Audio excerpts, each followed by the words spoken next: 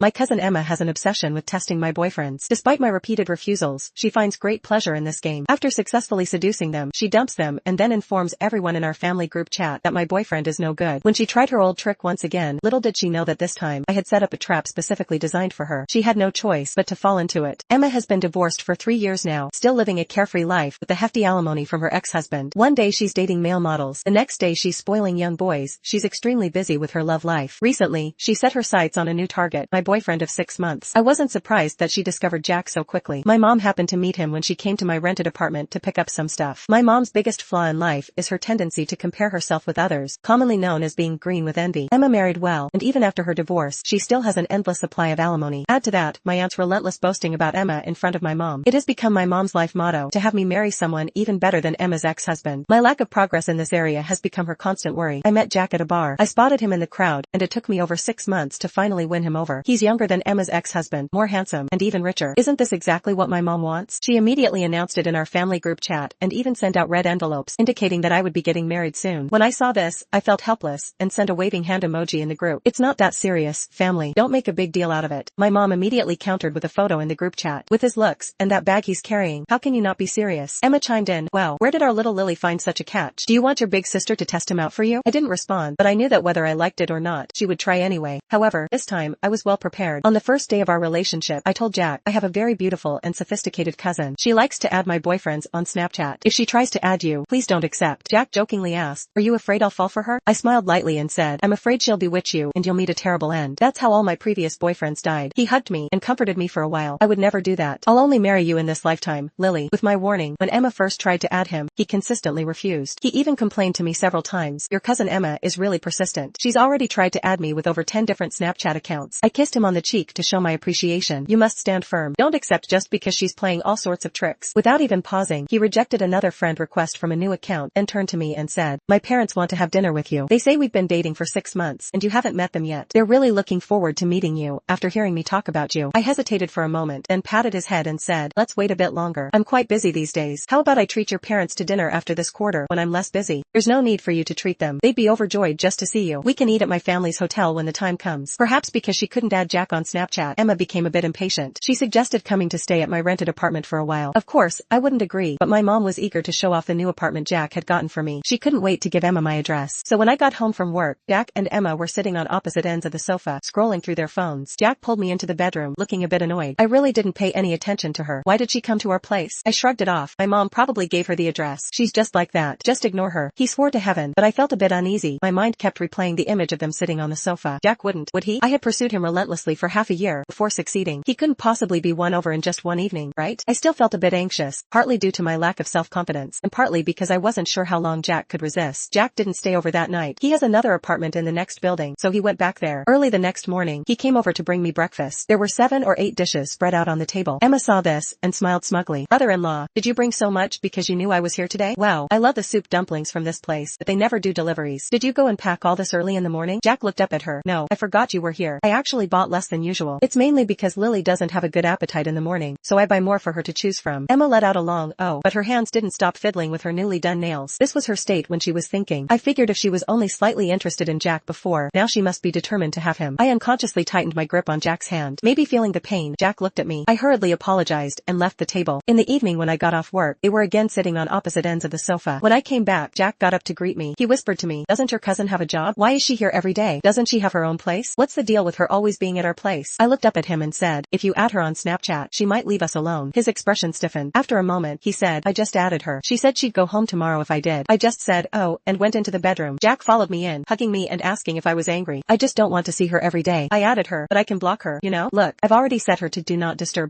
As he spoke, he took out his phone and held it up to my face, trying to prove his innocence. I didn't say anything, but my disappointment must have been obvious because Jack held my hand and comforted me for a long time. At dinner, he kept trying to make conversation with me and piled food onto my plate. Emma saw this and just smiled. Our Jack is very attentive, isn't he? Jack ignored her. He was focused on discussing with me about the store layout problem for a direct sales brand he was working on. Emma deliberately made a noise at the dinner table to get our attention. When we looked at her, she smiled and said, oh my, you're talking about something I'm good at. I got a bit excited. She turned to Jack, who looked confused, and said, my ex-husband has a direct sales brand that's doing quite well. He has many channels that he could share with me. For Lily's sake, I could help you out. Then she went on to introduce the brand in detail. I could see that Jack was very tempted. He looked at me hesitantly, then at Emma and asked, if it's your ex-husband's, wouldn't it be inconvenient? What's inconvenient about it? A little pillow talk and everything's solved, right? Just wait for my message. This time, Jack didn't refuse. I knew his do not disturb setting for her would soon be turned off. Sure enough, after entering the room, he said to me, your cousin Emma is very generous and straightforward. I just looked up at him once, my eyes half red. He immediately came over to comfort me. I was just saying, how could I be interested in a woman who's still entangled with her ex-husband? Emma left my apartment the next day, and Jack didn't come back for several days. He said he was out of town for work because several direct sales stores were opening at the same time. A few times during video calls, I saw Emma in the background. He hurriedly explained, cousin Emma called to ask about the progress. When she heard I was in the neighboring city, she came over to take a look. This time, thanks to cousin Emma's help, we saved a lot of trouble. Even my dad praised me. Second-generation rich kids spend their whole lives wanting to surpass their parents, and Jack was no exception. His father and grandfather were both very successful entrepreneurs. Jack wasn't bad either, but he was always overshadowed by his family's reputation. He had always wanted to prove himself. This time, the direct sales stores were set up in several cities at once, fast, and in good locations. Even his father and grandfather praised him at the dinner table for doing a great job. Jack transferred me $200,000, saying it was to buy a bag for my cousin in my name. I know she helped me out for your sake, so it's better if you give it to her. I still have that much sense. Then he added, choose one that your cousin likes. If it's not enough, I'll transfer more to you. I took out my phone and called my sister, saying as soon as the call connected, thank you for helping my boyfriend. He says he wants to buy you a bag around $200,000. Do you have any preferences? Or should I just transfer the money to you? There was a pause on the other end, and a slightly deep male voice came through. Lily, why is your boyfriend buying things for Emma? Oh my god, my cousin and my ex-cousin-in-law's contacts only differed by one character, and I had accidentally called my ex-cousin-in-law David. David, Emma, and I were all schoolmates. David was 1 year ahead of us, and we would run into each other during club activities. I only praised David for being considerate once, and the next day, Emma started pursuing him openly. When a girl chases a boy, success comes easily. 2 weeks later, they got together. After breaking up and getting back together several times, they got married right after graduation. 3 years after marriage, they divorced. To avoid any misunderstanding from this big spender who still sends my sister a monthly living allowance, I quickly explained, no, she helped my boyfriend with something big, but we should thank you too, brother-in-law. This time, my boyfriend's direct sales snack brand relied entirely on your resources. I thought she was being ambitious and planning to open her own business, but it turns out it's for your boyfriend. She's more attentive to him than she ever was to me. Before I could respond, he continued, alright, I get it. I'll buy the bag for her. You keep the money for yourself. I returned the money to Jack, telling him that my brother-in-law said not to worry about it. He seemed a bit puzzled. Isn't he your ex-brother-in-law? Why is he still so involved? He's her meal ticket. Where do you think all those designer brands and high-end lifestyle of my cousin come from? Jack's expression became a bit unnatural. Seeing me looking at him, he added, I see. That night, Emma came to my place again. She had been drinking and was sitting on the sofa with a flushed face, arguing with me. Clear-headed, logical, and articulate, she criticized me inside and out, up and down. Finally, pointing at Jack, she said to me, you think you can land a rich guy? Let me tell you, don't dream about it, Lily. You'll never be able to live the life I have. You told David I'm stealing your boyfriend so he'd cut off my allowance. I bet I could find a new sugar daddy tomorrow if I wanted to. You believe that? When Jack heard this, a spark flashed in his eyes. I suddenly felt it was all so pointless. I left them in the living room and went back to my bedroom. After this incident, Jack started working overtime and going on business trips more frequently. Even when I mentioned that I wasn't busy recently and could have dinner with his parents, he politely declined, saying it wasn't the right time yet. By this point, I understood. Emma had succeeded again. She had won again.